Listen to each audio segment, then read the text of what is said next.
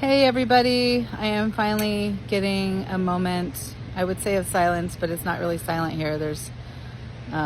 We got a house outside the city to go to the forest, and it happens to be on like a major road, and so there's lots of traffic and construction noise. It's a little crazy. But I wanted to update you guys. My life has just been like turned upside down 5 times. As a lot of you know, when I was hanging out in Eugene, we were doing construction on our house. We had a roof leaking and all this stuff. And my tumor that's in my bone up close to my hip, I've known about it for 7 years and how big it is. And we've been trying to figure out what to do with it. And it's been slow growing for the last 7 years. But the risk I was taking by not doing anything sooner was that it could break. And it started breaking about 2 months ago.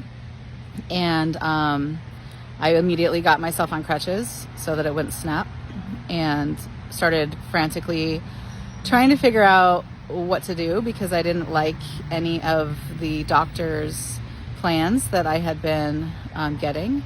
And it was interesting because I had this idea in my head last year on how to deal with this tumor that was pretty extensive. And then we came out here to New York to meet with a bone cancer doctor that specializes in my disease. Her name's Dr. Carol Morris, and they told us that we needed to be here for 3 weeks, and they couldn't tell us what the plan was till we got here, but they disagreed with all my other doctors' ideas. So I get here thinking I'm only going to be here for 3 weeks, and I'm going to get home in time for this concert I'm helping put together at the Mandala that happens to be on me and Adam's 5th anniversary, and I'm not going to make it. And the doctor basically said, I can't remove this tumor unless we completely rebuild your leg because it's too bowed. And I had it lengthened when I was 11, and they bowed it really bad. And the bow would cause any repair they do on the tumor area to break. So she basically was like, you can go home to Oregon and do your concert and do whatever and come back, or you can stay here, but you need to be here for multiple months to do this. And it took a lot of money to get here, and it was very painful flying on the plane with a bone that's breaking. So we just decided to go with it and let the universe take us down this journey. And it's turning out to be kind of magical, even though it's awful in a lot of ways. I came here being afraid I was going to lose my leg.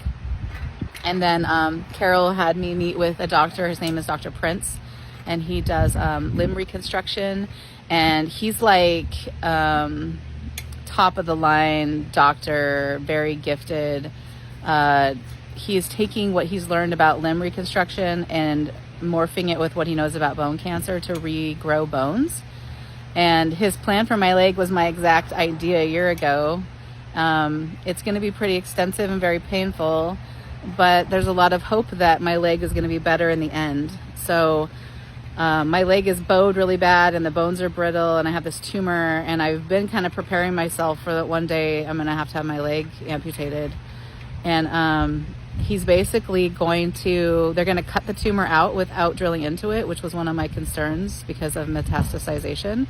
So they're going to cut below the tumor and above the tumor, and it's about 3 inches of bone. It might end up being more once they get in there. And this is in my femur, and then they're going to shorten my femur. Those of you that know my leg know that my femurs are already very short. So it's going to be very interesting. I'm going to have a knee that's only like a couple inches from my hip. And then they're going to lengthen the bone. And when I lengthened my bone when I was 11, they used pins that would go through your bone and out the other side and attach to metal rings. And you had open wounds. It was awful. Now they have a lengthening pin. They're going to drive this metal pin down inside my femur where the bone marrow is. And they're going to, it's all sealed, so there's no pinholes. They sew you back up, and then it communicates with magnets. And so you have a machine that you lay on your leg 3 times a day, and it communicates with the magnets in the lengthening pin to drive your bone to grow 1 millimeter a day. And then down below my knee on my tibia, they're going to cut up the bone in multiple places and re-angle it to align it. So I'm going to have massive surgery down my entire leg. He said the first 2 months it's going to be pretty horrific with pain. And then 2 months later, the lengthening pin is only 5 centimeters. So they have to go back in and rewind the lengthening pin so it can keep lengthening. And so they're going to take out 7 to 8 centimeters. So that's going to be the first 5 centimeters is 5 centimeters. So we'll get like, a little more than half of that back in the first 2 months from the original takeout. And then they'll reset it. And then I'll be here another 2 months and they'll get another 5. So that'll take it up to 10, which will be about at the length my lift of my shoe is. And then after that, if we wanted to go, they want to go the whole length to get my legs level. And there's 14 centimeter goal. So I would have to have it reset again 2 months later. And then after that, they said a month later I can go home and finish lengthening it in Eugene. And then the bone has to harden for like 1.5 to 2 years. And then I have to come back and they'll remove all the metal from my leg. There's going to be a bunch of metal in my leg. I don't know, it's kind of freaky and scary, and like 10% of people get bone infections. So I'm just like, I'm trying to stay optimistic. I'm excited by the idea that I came here looking at maybe losing my leg, and now I might be able to come home with legs the same length and walk without shoes and be barefoot on the earth.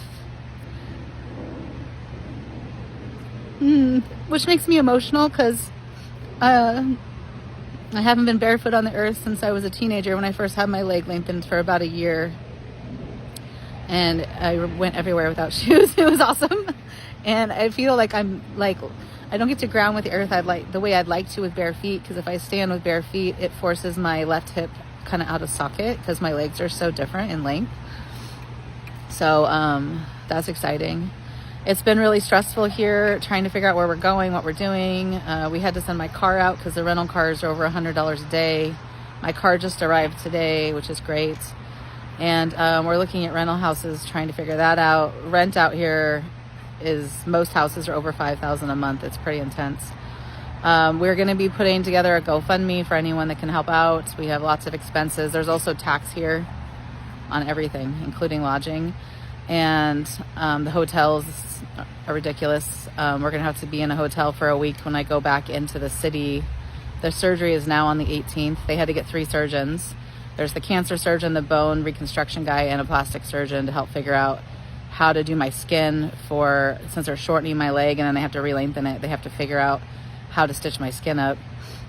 I've decided to do the surgery with an epidural again instead of being put to sleep, and I'm going to attempt to not use painkillers so that I can let the pain help me heal like I did before. And the surgery is way more intense than the last one, so I don't know how successful I will be, but we will see. I am really lucky to have my husband Adam here and my daughter Kyren and our little dog Clover.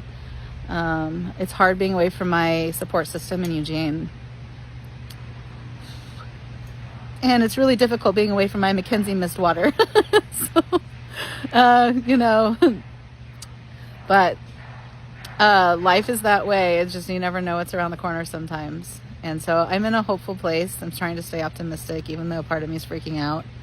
And I will be updating you guys along my journey with how I deal with the pain and like what's going on with my leg, and posting that on here.